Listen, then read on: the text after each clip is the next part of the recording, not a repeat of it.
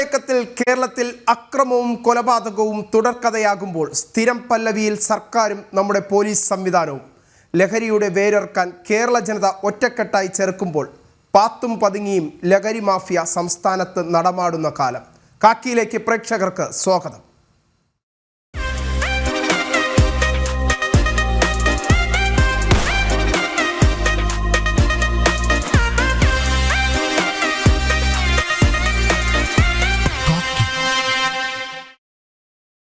സിനിമകളിലെ വയലൻസ് കുട്ടികളെയും ചെറുപ്പക്കാരെയും സ്വാധീനിക്കുന്നുണ്ടെന്ന് ADGP Manoj Abraham വിഷയം മുഖ്യമന്ത്രിയുടെ ശ്രദ്ധയിൽപ്പെടുത്തിയെന്നും ഇക്കാര്യത്തിൽ സിനിമാ സംഘടനകളുമായി ചർച്ച നടത്തുമെന്നും മനോജ് എബ്രഹാം പറഞ്ഞു. അക്രമങ്ങളെ പ്രോത്സാഹിപ്പിക്കുന്ന വീഡിയോ ഗെയിമുകൾ അപകടകം ആണെന്ന് അദ്ദേഹം വ്യക്തമാക്കി. സംസ്ഥാനത്ത് സ്കൂൾ വിദ്യാർത്ഥികൾക്കിടയിൽ പോലും ലഹരി ഉപയോഗം വർദ്ധിക്കുന്നുവെന്ന പരാതികൾ വ്യാപകമായി ഉയരുന്നുണ്ട്. ഇതോടൊപ്പം തന്നെ അക്രമ സംഭവങ്ങളും സംസ്ഥാനത്ത് വ്യാപകമാകുന്നു എന്ന തരത്തിലുള്ള പരാതികളാണ് ഉയരുന്നത്. ഏതായാലും ഇപ്പോൾ സംസ്ഥാനത്തിന്റെ ക്രമസമാധാന ചുമതലയുള്ള ADGP ശ്രീ മനോജ് എബ്രഹാം തന്നെയാണ് നമുക്കൊപ്പം ചേരുന്നത്. പോലീസിന്റെ നേതൃത്വത്തിൽ ഇപ്പോൾ ഓപ്പറേഷൻ ഡി ഹണ്ട് എന്ന പേരിൽ ഈ ലഹരി പദാർത്ഥങ്ങൾ കണ്ടെത്താനുള്ള പരിശോധന വളരെ വ്യാപകമായി തന്നെ സംസ്ഥാനത്ത് കഴിഞ്ഞ ഒരാഴ്ചയിലധികമായി നടന്നു വരികയാണ്. ഇതുമായി ബന്ധപ്പെട്ട വിശദാംശങ്ങൾ അദ്ദേഹത്തോട് തന്നെ നമുക്ക് ചോദിക്കാം. ഏതായാലും വളരെ വ്യാപകമായ പരിശോധനകൾ ലഹരി പദാർത്ഥങ്ങൾ കണ്ടെത്തുന്നതിന് വേണ്ടി കഴിഞ്ഞ ഒരാഴ്ചയിലധികമായി സംസ്ഥാനത്ത് നടന്നു വരുന്നുണ്ട്. അതുമായി ബന്ധപ്പെട്ട വിശദാംശങ്ങളൊന്ന് വ്യക്തമാക്കാം. നമുക്കെല്ലാവർക്കും അറിയാവുന്ന പോലെ പോലീസ് കണക്കുകൾ സൂചിപ്പിക്കുന്നത് നമുക്ക് ലഹരിൻ്റെ കുറേ വലിയൊരു പങ്കുണ്ട് നമ്മുടെ കുറ്റകൃത്യങ്ങളിൽ ഇപ്പം കണ്ടു കഴിഞ്ഞാൽ. നമ്മുടെ പോലീസ് ഡേറ്റ നോക്കിക്കഴിഞ്ഞാൽ തന്നെ 20% കേസുകളിൽ നമുക്ക് ലഹരിൻ്റെ ഡയറക്റ്റോ ഇൻഡയറക്റ്റ് ഇൻവോൾവ്മെൻറ്റ് കാണുന്നുണ്ട്. അപ്പോൾ അതിൻ്റെ ഭാഗമായിട്ട് കേരള പോലീസ് വളരെ കാര്യമായിട്ട് ഇൻഫർമേഷൻ കളക്ട് ചെയ്ത് ഒരു ഡി ഹണ്ട് എന്ന് പറഞ്ഞൊരു വിപുലമായ ഒരു റെയ്ഡ് പ്രോഗ്രാം കഴിഞ്ഞ ഒരു 10 ദിവസമായിട്ട് നടത്തി വരുന്നുണ്ട്. വളരെ സക്സസ്ഫുള്ളായിട്ട് നമ്മൾ അതിൻ്റെ ഡിജിറ്റൽ അനാലിസിസും ഒരു ഇൻ്റർനെറ്റ് അനാലിസിസും എല്ലാം നടത്തിയിട്ട് ഈ പ്രതികളെ പിടിക്കാനുള്ള ഒരു ശ്രമമാണ്. അപ്പോൾ അതിനകത്ത് 3 കാറ്റഗറി ഉണ്ട്. ഹോൾസെയിൽകാരുണ്ട്, റീറ്റെയിൽകാർ, സ്കൂളും കോളേജിൻ്റെ അടുത്ത് വിൽക്കുന്ന ആൾക്കാരുണ്ട്, പിന്നെ അതിൻ്റെ സോഴ്സ് ഉണ്ട്. ഇത് അന്യ സംസ്ഥാനങ്ങളിലൊക്കെ ആയിരിക്കും. അപ്പോൾ ഈ 3 വിഭാഗത്തെയും വളരെ കാര്യക്ഷമമായിട്ട് ഇൻഫർമേഷൻ കളക്ട് ചെയ്ത് ഇത് നമ്മൾ പിടിക്കുകയുണ്ടായി. ഒരു 3000-ഓളം കേസസ് നമ്മൾ ഈ കഴിഞ്ഞ 10 ദിവസത്തിൽ പിടിച്ചിട്ടുണ്ട്. ഇതിനകത്ത് ഹോൾസെയിലേഴ്സ് ഉണ്ട്, റീറ്റെയിലേഴ്സ് ഉണ്ട്, മറ്റേ അന്യ സംസ്ഥാന തൊഴിലാളികളുണ്ട്. അപ്പോൾ അവരെല്ലാം പിടിച്ചിട്ട് വളരെ സക്സസ്ഫുള്ളായിട്ട് നമ്മൾ മുമ്പിലോട്ട് കൊണ്ടുവന്ന. അപ്പോൾ ഇത് നിർത്തുന്നില്ല. നമ്മൾ ഈ മാർച്ച് മാസവും കംപ്ലീറ്റ് ആയിട്ട് ഈ ഒരു ആസ്പെക്റ്റിന് വേണ്ടി കോൺസെൻട്രേറ്റ് ചെയ്യാനാണ് നമ്മൾ ഉദ്ദേശിക്കുന്നത്. ആ പ്രശ്നം അത്രയും ഗുരുതരമായിട്ട് നിൽക്കുന്നുണ്ട്. മുൻപെങ്ങുമില്ലാത്തൊരു പ്രവണത ഇപ്പോൾ വർദ്ധിച്ചു വരുന്നത് ഈ സ്കൂൾ വിദ്യാർത്ഥികൾ കൂടുതലായിട്ട് ഈ ലഹരി ഉപയോഗത്തിലേക്ക് പോകുന്നു എന്ന് മാത്രമല്ല, ഈ അക്രമ സംഭവങ്ങൾ കൊച്ചുകുട്ടികൾക്കിടയിൽ പോലും വർദ്ധിച്ചു വരുന്ന ഒരു സാഹചര്യമുണ്ട്. ഇതിനെ പോലീസ് എത്രത്തോളം ഗൗരവത്തോടു കൂടിയാണ് കാണുന്നത്? ഇതിപ്പോൾ ഒരു പ്രധാനപ്പെട്ട പ്രശ്നമാണ്. നമ്മുടെ നേരത്തെ കണക്കുകൾ സൂചിപ്പിച്ചു കഴിഞ്ഞാൽ തന്നെ ഈ സ്കൂൾ ആ ലെവലിൽ തന്നെ നമ്മൾ കുറേ ഗ്രീവിയസ് ക്രൈംസ് ആയിട്ട് നമ്മൾ ഒരു വിശ്ലേഷണം ചെയ്യുന്ന കേസസ് വളരെ ഗണ്യമായിട്ട് കൂടിയിട്ടുണ്ട്. അപ്പോൾ അതിൻ്റെ ഒരു പ്രധാന ഘടകം ഈ ഡ്രഗ്സ് ഉണ്ട്, ആൽക്കഹോൾ ഉണ്ട്, അതല്ലാതെ family breakdown, social values, അങ്ങനത്തെ കുറേ കാര്യങ്ങളുണ്ട്. പക്ഷേ ഒരു ഗണ്യമായിട്ട് കൂടിയിട്ടുണ്ട്. സൂസൈഡ് എടുത്തു കഴിഞ്ഞാലും അക്രമം എടുത്തു കഴിഞ്ഞാലും. അപ്പോൾ ഇത് നേരിടാനുള്ള ഒരു ഓൾ എൻകംപസിങ് സ്കീം തന്നെ വേണം. ഗവൺമെൻറ് എല്ലാ ഡിപ്പാർട്ട്മെൻറ്റ്സും, സൊസൈറ്റിയും, റെസിഡൻസ് അസോസിയേഷനും, NGOസും എല്ലാ വിഭാഗങ്ങളും ഒന്നിച്ചു വന്ന് പ്രവർത്തിച്ചു കഴിഞ്ഞാലേ നമുക്ക് ഇതിനെ ഒന്ന് കൺട്രോൾ ചെയ്യാൻ സാധിക്കത്തുള്ളൂ. അപ്പോൾ ഇതിൻ്റെ ഭാഗമായിട്ട് ബഹുമാനപ്പെട്ട CMഉം DGP ഞങ്ങൾ ഒരു മീറ്റിംഗ് ഒരാഴ്ച മുമ്പ് കൂടുകയും ചെയ്തു. ഇതിൻ്റെ കുറേ സ്ട്രാറ്റജീസ് വർക്കൗട്ട് ചെയ്യുകയും ചെയ്തു. അപ്പോൾ ഇതിൻ്റെ ഒരു വിപുലമായ ഒരു പ്രോഗ്രാം ചീഫ് സെക്രട്ടറി ലെവലിൽ അത് ആലോചിച്ചുകൊണ്ടിരിക്കുന്നുണ്ട്.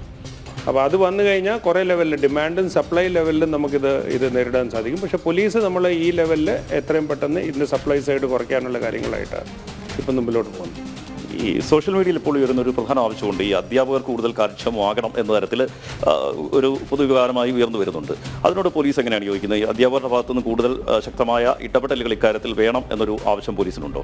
അല്ല, ഈ സ്കൂൾ ലെവലിൽ വളരെ കൂടുതൽ ഇൻ്റർവെൻഷൻ വരാനുണ്ട്. ഇപ്പോൾ അത് അവിടുത്തെ ഒരു ഡിസിപ്ലിനും അവിടുത്തെ ഒരു കാര്യത്തിൻ്റെ കുറേ കൂടുതൽ ഒരു കോൺട്രിബ്യൂഷൻ ഉണ്ട് ഇതിനകത്ത്. ഞങ്ങൾ തന്നെ സ്കൂൾസിലോട്ട് പോയിട്ട് കുറേ കാര്യങ്ങൾ നമ്മുടെ കുറേ 3-4 പദ്ധതികൾ സ്കൂൾ ലെവൽ കോൺസെൻട്രേഷനിലാണ് നിൽക്കുന്നത്.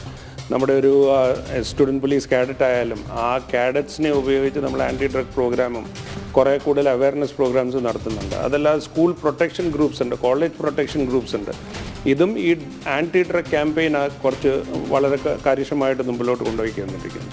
അതല്ലാതെ ഹോപ്പ് പദ്ധതിയുണ്ട്. ഈ ഫെയിലാകുന്ന കുട്ടികളെ ഒരു നല്ല വഴിയിലോട്ട് തിരിക്കാനും അവരെ ആ എഡ്യൂക്കേഷണൽ ബാക്ക്ഗ്രൗണ്ട് മാറ്റിയിട്ട് അവരുടെ എഡ്യൂക്കേഷണൽ റിസൾട്ട്സ് നല്ലതാനുള്ള കുറേ പദ്ധതികളും പോലീസ് നടത്തുന്നുണ്ട്. അതല്ലാതെ കെയർ പദ്ധതികളുണ്ട്. കുറേ പദ്ധതികൾ നമ്മൾ സ്കൂൾ കോൺസെൻട്രേറ്റ് ചെയ്തുകൊണ്ട് നമുക്കറിയാം ആ ലെവലിൽ നമ്മൾ ഇൻ്റർവീൻ ചെയ്തിട്ടില്ലെങ്കിൽ ഇവർ വലിയ ക്രിമിനൽസ് ആയിട്ട് മാറും. അപ്പോൾ ആ ലെവലിൽ വളരെ കൂടുതൽ ശ്രദ്ധ പോലീസ് ഡിപ്പാർട്ട്മെൻറ്റ് ഉണ്ട്. അങ്ങനെ തന്നെ എഡ്യൂക്കേഷൻ ഡിപ്പാർട്ട്മെൻറ്റ്, ബാക്കി ആ കണക്റ്റഡ് ഡിപ്പാർട്ട്മെൻറ്റ്സ് എല്ലാം വന്നു കഴിഞ്ഞാൽ നമുക്കൊരു വലിയ ചേഞ്ച് ഉണ്ടാക്കാൻ സാധിക്കുമെന്നാണ് നമ്മുടെ പൂർണ്ണ വിശ്വാസം. ഇപ്പോൾ പ്രധാനമായും മറ്റൊരു ചർച്ച നടക്കുന്നത് ഈ സിനിമകൾ, ചില സിനിമകൾ ഇറങ്ങുമ്പോൾ അത് വയലൻസിനെ വലിയ രീതിയിൽ പ്രോത്സാഹിപ്പിക്കുന്നുണ്ട്. അതിനകത്ത് മദ്യപാനത്തെക്കുറിച്ച് പറയുന്നുണ്ട്, ലഹരി ഉപയോഗത്തെക്കുറിച്ച് പറയുന്നുണ്ട്. അത് കുട്ടികളിലേക്ക് നേരിട്ട് എത്തുകയാണ്. ഈ വയലൻസിനെ പ്രോത്സാഹിപ്പിക്കുന്ന സിനിമകൾക്ക് വലിയ വിജയം നേടാൻ കഴിയുന്നുമുണ്ട്. ഇത് ഒരു പരിധിവരെ യുവാക്കളെയും കുട്ടികളെയൊക്കെ സ്വാധീനിക്കുന്നു എന്ന തരത്തിലുള്ള വിമർശനങ്ങൾ വളരെ ശക്തമായി വരുന്നുണ്ട്. ഒരുപക്ഷെ സിനിമാ മേഖലയിലുള്ള ചിലർ കൂടി ആ ഒരു ആശങ്ക പങ്കുവെക്കുകയും ചെയ്യുന്നുണ്ട്. പോലീസ് അതിനെ എങ്ങനെയാണ് കാണുന്നത്? അത് വളരെ ശരി തന്നെയാണ്. ഇപ്പം ഈ കുട്ടികൾ എന്ന് പറഞ്ഞാൽ ഈ കാലത്ത് കുട്ടികൾ ഡിജിറ്റൽ കുട്ടികളാണ്. കൂടുതൽ ഇവർ സമയം ഒരു ഡിജിറ്റൽ മീഡിയത്തിലാണ് ഇവർ സ്പെൻഡ് ചെയ്യുന്നത്. അപ്പോൾ ഈ സിനിമയായാലും സോഷ്യൽ മീഡിയ നടക്കുന്ന ഫിലിംസ് ആയാലും റീൽസ് ആയാലും ഇവർ കുറേ കൂടുതൽ സ്വാധീനിക്കുന്നുണ്ട്.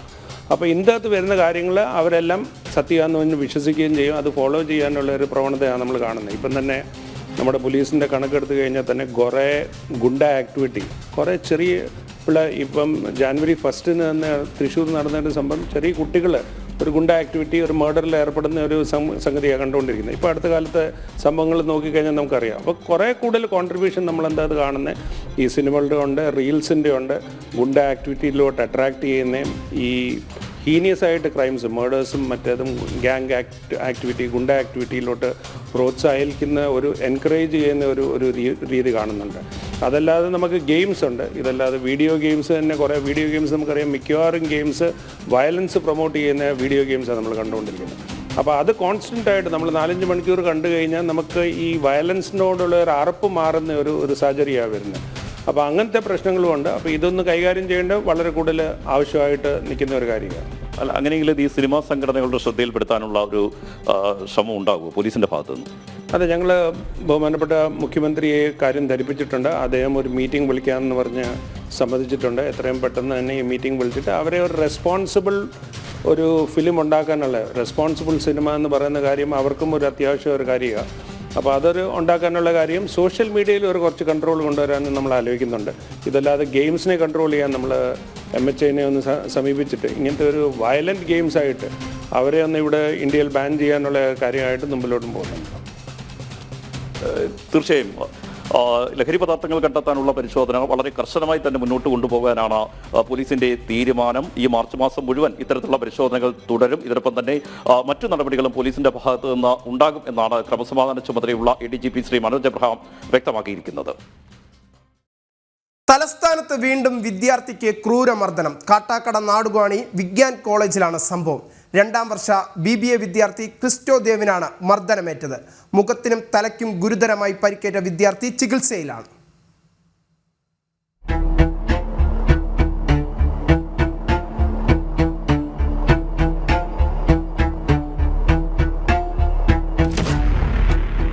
തലസ്ഥാനത്ത് തുടർച്ചയായി വീണ്ടും വിദ്യാർത്ഥിക്ക് ക്രൂരമർദ്ദനം.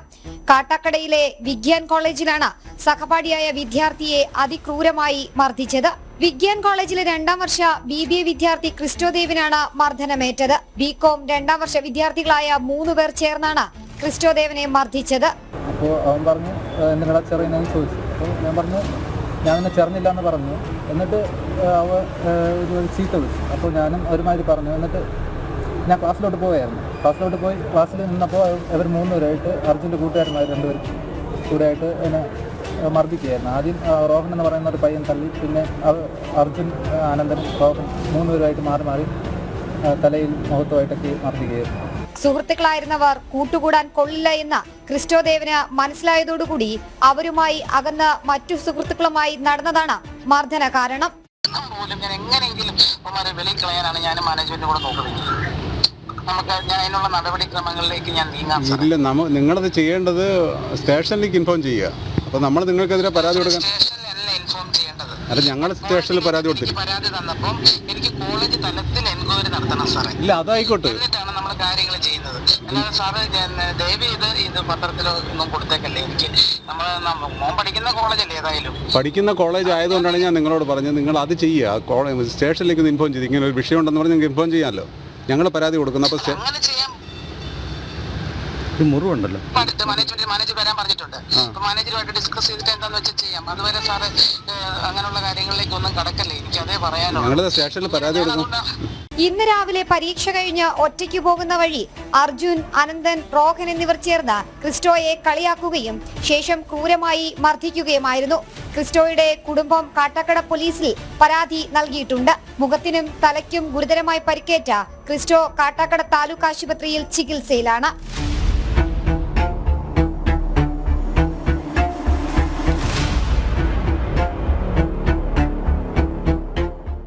ജനം, തിരുവനന്തപുരം. പത്തനംതിട്ട കലഞ്ഞൂർ പാടത്തെ ഇരട്ടക്കൊലപാതകത്തിന് കാരണം പ്രതി ബൈജുവിന് ഭാര്യയോടുള്ള സംശയമെന്ന് പോലീസ് എഫ്ഐആർ. ഇന്നലെ രാത്രിയാണ് പ്രതി ബൈജു ഭാര്യ വൈഷ്ണയെയും അയൽവാസിയായ സുഹൃത്ത് വിഷ്ണുവിനെയും വെട്ടിക്കൊലപ്പെടുത്തിയത്.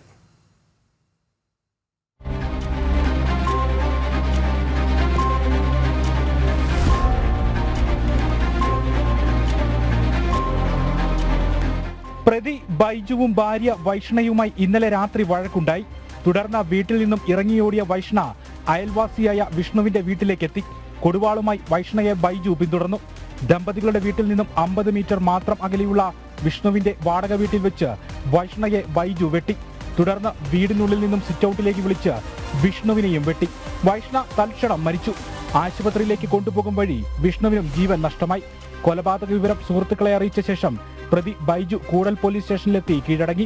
ബൈജുവിന് വൈഷ്ണയോടുള്ള സംശയമാണ് കൊലപാതക കാരണമെന്നാണ് പോലീസിന്റെ എഫ്ഐആർ. അതേസമയം ദമ്പതികൾ തമ്മിൽ സാമ്പത്തിക പ്രശ്നങ്ങളെ ചൊല്ലി നിരന്തരം വഴക്കുകൾ പതിവായിരുന്നുവെന്ന് വൈഷ്ണയുടെ പിതാവ് ബിജു പറഞ്ഞു. ഇവര് തമ്മിൽ എന്തെങ്കിലും വിഷയങ്ങളുള്ളതായിട്ട് ഇന്ന് വരെ നമ്മൾ അറിഞ്ഞിട്ടില്ല. പിന്നെ ഈ നമുക്ക് ഏറെ അറിയാമെന്ന് പറയുന്നത് ഈ സാമ്പത്തിക ഏർപ്പാടും കാര്യങ്ങളൊക്കെ ഉള്ളൂ. ഈ കൊടുത്തിനെടുത്ത പൈസയുടെ കാര്യം വിഷ്ണുവും ബൈജുവും തമ്മിൽ പൈസ ഏർപ്പാടൊന്നുമില്ല. ബൈജു അവരുടെ ഇതിലേ ഉള്ളൂ, അല്ലാതെ ഈ ബൈജുവും വിഷ്ണുവായിട്ട് സാമ്പത്തിക ഏർപ്പാടോ മറ്റു കാര്യങ്ങളോ അങ്ങനെ ഒന്നുമില്ല.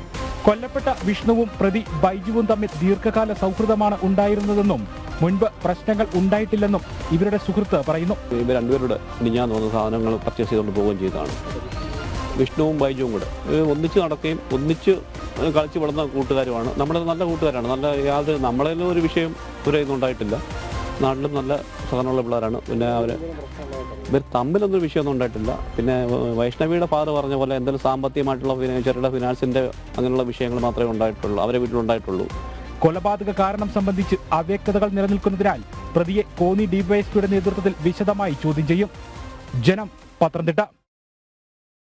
പ്രതിഭ MLAയുടെ മകനെതിരായ കഞ്ചാവ് കേസ് ഇല്ലാതാക്കാൻ വീണ്ടും സർക്കാർ ശ്രമം. കേസിലെ 2 സാക്ഷിമൊഴികൾ മാറ്റി. തകഴി സ്വദേശികളായ 2 മഹസർ സാക്ഷികളാണ് മൊഴി മാറ്റിയത്. കനിവിനെതിരെ കേസെടുത്ത എക്സൈസ് ഉദ്യോഗസ്ഥർക്കെതിരെ എക്സൈസ് അസിസ്റ്റന്റ് കമ്മീഷണർ റിപ്പോർട്ട് വന്നതിന് പിന്നാലെയാണ് സാക്ഷികളുടെ മൊഴിമാറ്റം.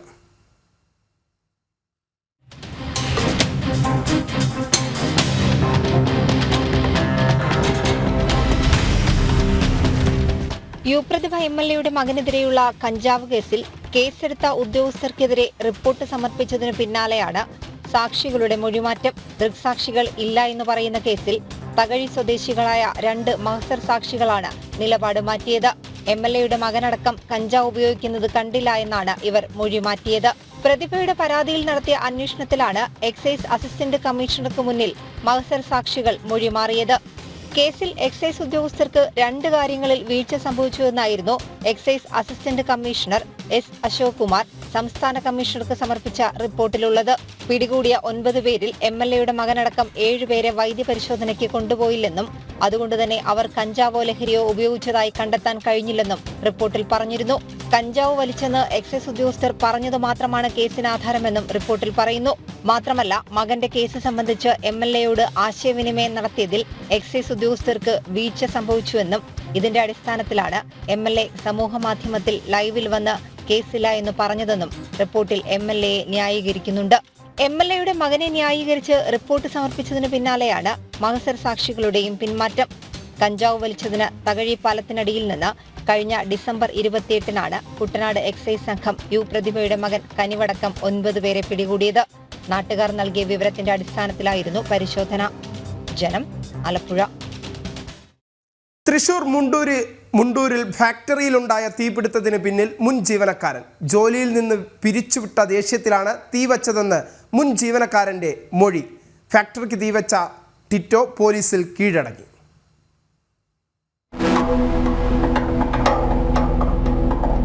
വേളക്കോട് ഇൻഡസ്ട്രിയൽ ഏരിയയിലെ ഗൾഫ് പെട്രോ കെമിക്കൽസ് ഓയിൽ കമ്പനിയിലാണ് മുൻ ജീവനക്കാരൻ തീയിട്ടത്.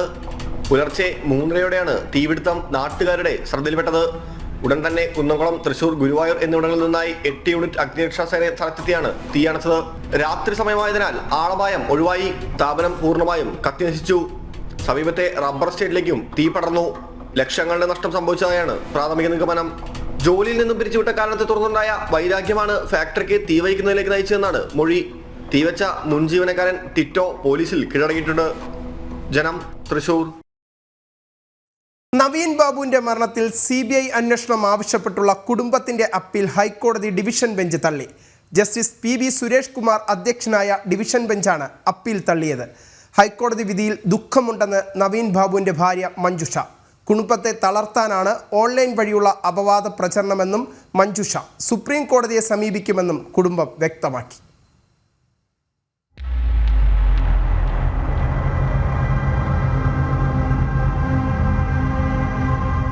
കണ്ണൂർ ADM ആയിരുന്ന നവീൻ ബാബുവിന്റെ മരണത്തിൽ CBI അന്വേഷണം വേണ്ടെന്ന സിംഗിൾ ബെഞ്ചിന്റെ നിലപാട് തന്നെയാണ് ഹൈക്കോടതി ഡിവിഷൻ ബെഞ്ചും സ്വീകരിച്ചത്. തുടർന്ന് CBI അന്വേഷണം ആവശ്യപ്പെട്ട് നവീൻ ബാബുവിന്റെ ഭാര്യ മഞ്ജുഷ നൽകിയ അപ്പീലും ഹൈക്കോടതി തള്ളി. CBI അന്വേഷണം വേണ്ടെന്ന ഹൈക്കോടതി സിംഗിൾ ബെഞ്ചിന്റെ വിധിക്കെതിരെയായിരുന്നു നവീൻ ബാബുവിന്റെ ഭാര്യ മഞ്ജുഷ ഡിവിഷൻ ബെഞ്ചിൽ അപ്പീൽ നൽകിയത്. അപ്പീൽ തള്ളിയതിൽ ദുഃഖമുണ്ടെന്നും ഓൺലൈൻ വഴി നടത്തുന്ന അപവാദ പ്രചാരണങ്ങൾ കുടുംബത്തെ തളർത്താനാണെന്നും മഞ്ജുഷ പ്രതികരിച്ചു. CBI അന്വേഷണം വന്നെങ്കിലേ ഞങ്ങൾക്ക് നീതി കിട്ടൂ. കേരള പോലീസിന്റെ ഭാഗത്തുനിന്ന് നീതി കിട്ടത്തില്ല. അതുകൊണ്ടാണ് ഞങ്ങൾ CBI അന്വേഷണം ആവശ്യപ്പെട്ട് മുമ്പോട്ട് പോയത്.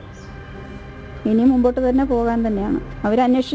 അന്വേഷണം നടക്കുന്നതേ ഇല്ലല്ലോ, പിന്നെ എങ്ങനെയാണ് തൃപ്തി ഉണ്ടാകുന്നത്? പ്രധാന പ്രതികളെല്ലാം അവർ സംരക്ഷിച്ചുകൊണ്ടിരിക്കുകയല്ലേ. അന്വേഷണം നടക്കുന്നില്ലല്ലോ. അന്വേഷണം നടക്കുന്നതേ ഇല്ല.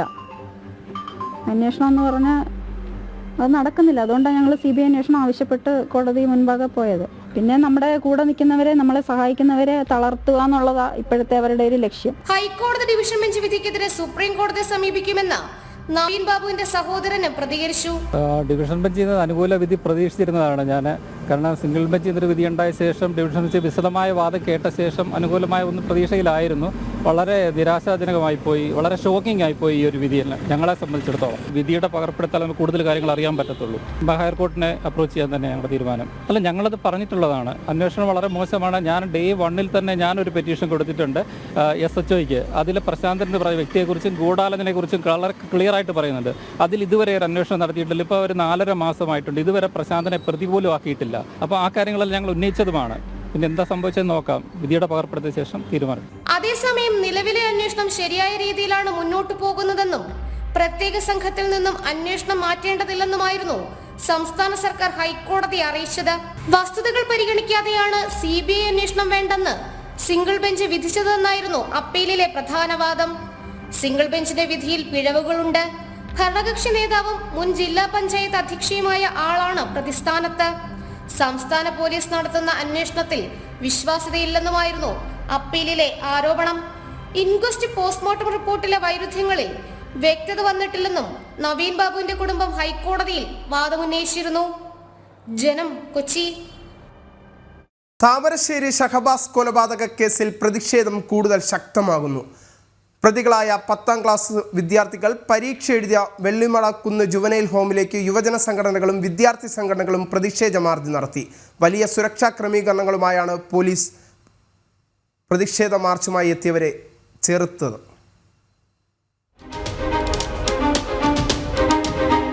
ഷഹബാസ് വധക്കേസിലെ പ്രതികളായ 5 10ാം ക്ലാസ് വിദ്യാർത്ഥികളാണ് വെള്ളിമാടുകുന്ന് ജുവനൈൽ ഹോമിൽ പരീക്ഷ എഴുതിയത്. കൊലയാളികളെ പരീക്ഷ എഴുതാൻ അനുവദിക്കില്ലെന്ന മുദ്രാവാക്യങ്ങളുമായി രാവിലെ മുതൽ തന്നെ വിവിധ വിദ്യാർത്ഥി സംഘടനകളും യുവജന സംഘടനകളും രംഗത്തെത്തിയിരുന്നു.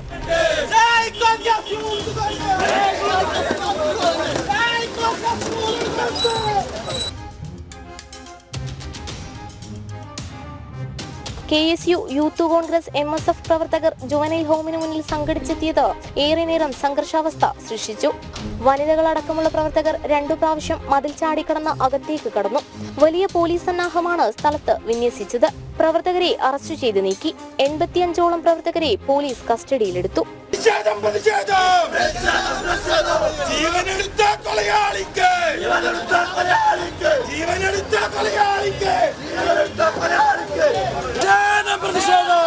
കേരളം മുടിഞ്ഞു. ഇനി നന്നാകണമെങ്കിൽ ജാതി മതം പാർട്ടി നോക്കാതെ ശിക്ഷാ നിയമത്തിൽ മാറ്റം വരുത്തണം. ശിക്ഷാ നിയമത്തിൽ മാറ്റം വരുത്തിയില്ലെങ്കിൽ മുടിഞ്ഞു കേരളം. ഇത് ശരിയല്ല. എന്റെ മോനാന്ന് ഞാൻ സഹിക്കൂല. എന്റെ മോനാന്ന് ഞാൻ സഹിക്കൂല. ഞാൻ ഇവിടുത്തെ ടീച്ചറായിരുന്നു. ഞാൻ ഇവിടുത്തെ പെൻഷൻ പറ്റിയ ടീച്ചറാ. ഞാൻ പ്രതികരിക്കാൻ തന്നെ വന്നാണ്. എനിക്ക് സഹിക്കുന്നില്ല. ടിവിയുടെ മുന്നേ ഇരുന്നിട്ട് എന്തുവാ TV കാണുന്ന മുഴുവനും എന്തൊരു സങ്കടമാ കാണുന്നത്. ടീച്ചർമാരെ ശരിയായ രീതിയിൽ പരിശീലിപ്പിക്കുക, രക്ഷിതാക്കളെ ശരിയായ രീതിയിൽ കൗൺസിലിംഗ് കൊടുക്കുക, ശിക്ഷാ നിയമത്തിൽ മാറ്റം വരുത്തുക. ഗൾഫിലൊക്കെ നടത്തുന്നവരാണ് ശിക്ഷ ഇവിടെ വരണം.